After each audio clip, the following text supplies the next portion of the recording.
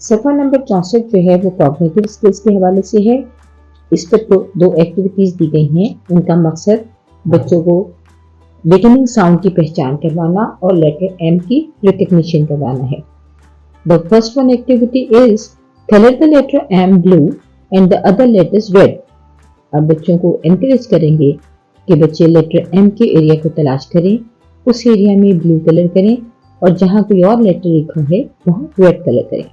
इस तरह बच्चे लेटर एम की जो फिजिकल अपीयरेंस है उसको पहचान सकेंगे।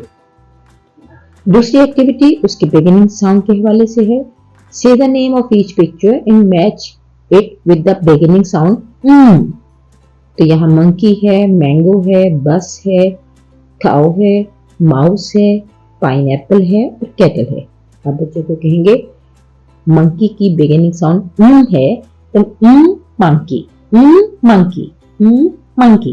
तो मंकी को एम से मैच करवा देंगे। इस तरह हम पेज नंबर 64 को खत्म कर सकेंगे।